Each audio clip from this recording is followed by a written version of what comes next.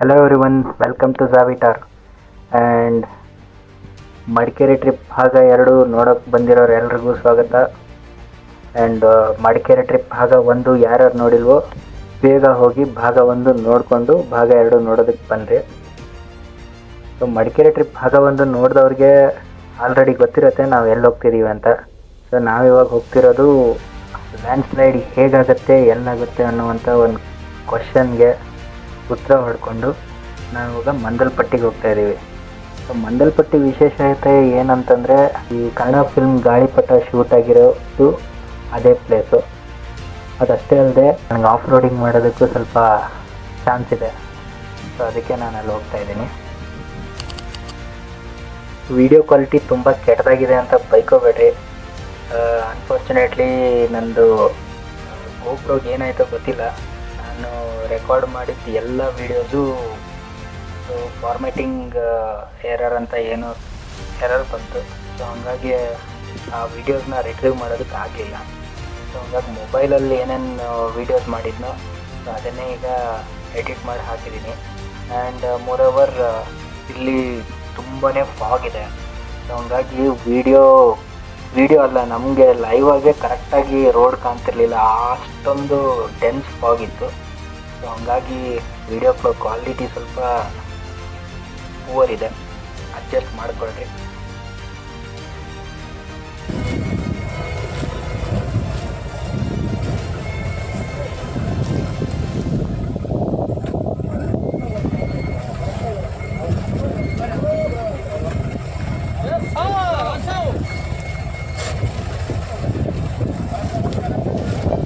ಈ ಗೋಪ್ರೋ ಕೆಟ್ಟಾಗ ಸಡನ್ನಾಗಿ ನನಗೆ ನೆನಪು ಬಂದಿದ್ದಂದರೆ ಈ ಮಹಾಭಾರತದ ಕರ್ಣ. ಯಾಕಂತಂದರೆ ಕರ್ಣನ ಕೈಯಲ್ಲಿ ವಿಜಯಧನುಷ್ಯ ಇತ್ತು. ವಿಜಯಧನುಷ್ಯದ ವಿಶೇಷತೆ ಏನಂತಂದರೆ ಅದು ಯಾರ ಕೈಯಲ್ಲಿರುತ್ತೋ ಅವ್ರಿಗೆ ಸೋಲು ಅನ್ನೋದೇ ಇರಲ್ಲ. ಅಂಥ ಧನುಷನ್ನ ಇಟ್ಕೊಂಡು ಕೂಡ ಅವನಿಗೆ ಯಾವುದೇ ಶಸ್ತ್ರಾಸ್ತ್ರ ಉಪಯೋಗಿಸೋಕೆ ಆಗದೇ ಇರುವಂಥ ಪರಿಸ್ಥಿತಿ ಏನಿತ್ತಲ್ಲ, ಅದೇ ಪರಿಸ್ಥಿತಿ ನನಗಾಗಿತ್ತು. ಕೈಯಲ್ಲಿ ಗೋಪುರ ಇಟ್ಕೊಂಡು ಯಾವ ವಿಡಿಯೋನೂ ರೆಕಾರ್ಡ್ ಮಾಡದೇ ಇರೋ ಥರ ನನ್ನ ಪರಿಸ್ಥಿತಿ ಆಗಿತ್ತು. ಅಲ್ಲಿ ಮಂದಲ್ಪಟ್ಟಿ ಪೀಕ್ ರೀಚ್ ಆದ್ವಿ. ಇಲ್ಲಂತೂ ಎಷ್ಟೊಂದು ಗಾಳಿ ಇದೆ ಅಂತಂದರೆ ಒಂದೇ ಜಾಗದಲ್ಲಿ ನಿಂತ್ಕೊಳ್ಳೋಕ್ಕೂ ಆಗ್ತಿರ್ಲಿಲ್ಲ, ಅಷ್ಟೊಂದು ಗಾಳಿ ಮತ್ತು ಫಾಗ್ ಕವರ್ ಆಗಿತ್ತು. ಮಂದಲ್ಪಟ್ಟಿಗೆ ಹೋಗ್ಬೇಕಂತಂದರೆ ಅಲ್ಲಿರೋದು ಎರಡೇ ಆಪ್ಷನ್ನು. ಒಂದು ಅಲ್ಲೇ ಜೀಪ್ ಸಿಗ್ತವೆ. ಸೊ ಜೀಪ್ ಮಾಡ್ಕೊಂಡು ಹೋಗಬೇಕು. Per person 250, on on average 250-300 rupees ಆಗ್ಬೋದು. ಇಲ್ಲ ನಿಮ್ಮದು ಓನ್ ಬೈಕ್ ತೊಗೊಂಡು ಹೋಗ್ಬೋದು. ಕಾರಂತೂ ಹೋಗಲ್ಲ, ಟ್ರೈ ಮಾಡಬೇಡಿ. ಮಂದಲ್ಪಟ್ಟಿ ಪೀಕ್ಸ್ ಮುಗಿಸ್ಕೊಂಡು ಅಲ್ಲಿಂದ ನಾವು ಡೈರೆಕ್ಟ್ ಹೊರಟಿದ್ದು ಕೋಟೆ ಅಬ್ಬೆ ಫಾಲ್ಸ್ ಅಂತ ಒಂದು ಬರುತ್ತೆ. ಸೊ ಅಷ್ಟೊಂದು ದೊಡ್ಡ ಫಾಲ್ಸ್ ಅಲ್ಲ, ಬಟ್ ನೋಡೋದಕ್ಕೆ ತುಂಬ ಚೆನ್ನಾಗಿದೆ. ಸೊ ನಾವೀಗ ಅಲ್ಲಿಗೆ ಹೋಗ್ತಾ ಇರೋದು. ಈ ಫಾಲ್ಸಿಗೆ ಹೋಗಬೇಕು ಅಂತಂದರೆ ಹಂಗೆ ಫಾರೆಸ್ಟ್ ಒಳಗೆ ಹೋಗೇ ಹೋಗೋದು. ಅಲ್ಲಿ ಯಾರು ಮನುಷ್ಯರು ಕಾಣಲ್ಲ.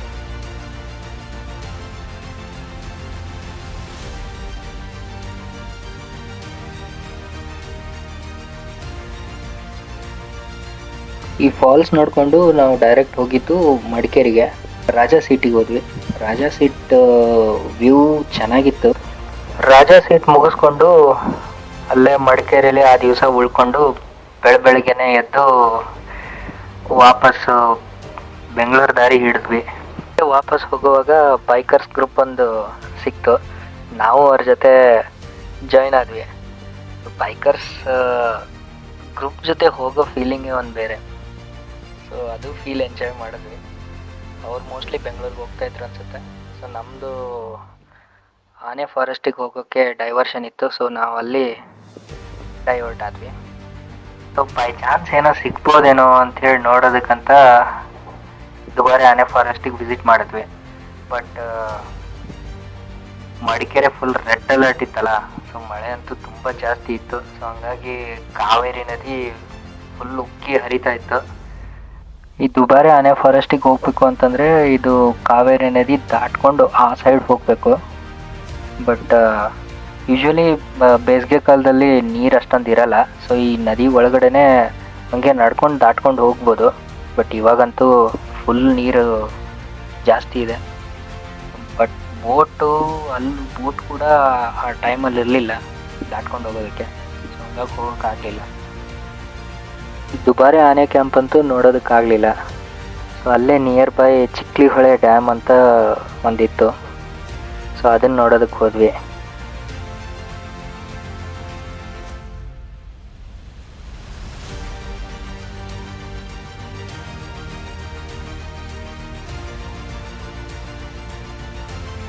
ಈ ಗೊಂಜಾಳ ತೆನಿ ಮಾತ್ರ ಮಾನ್ಸೂನ್ ಸ್ಪೆಷಲ್ ಅಂದಂಗೆ ಗೊಂಜಾಳ ತೆನಿ ತಿನ್ಕೊಂಡು ವ್ಯೂನ ಎಂಜಾಯ್ ಮಾಡಿದ್ವಿ.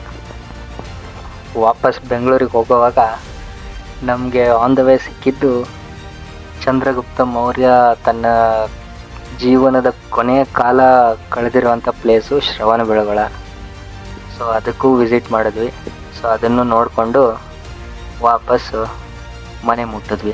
ಈಗ ನೀವು ಕೇಳ್ಬೋದು, ಲ್ಯಾಂಡ್ ಸ್ಲೈಡ್ ಎಲ್ಲಾಗುತ್ತೆ, ಹೇಗಾಗುತ್ತೆ ಅನ್ನೋವಂಥ ಒಂದು ಕ್ಯೂರಿಯಾಸಿಟಿಗೆ ಉತ್ತರ ಏನು ಅಂತ.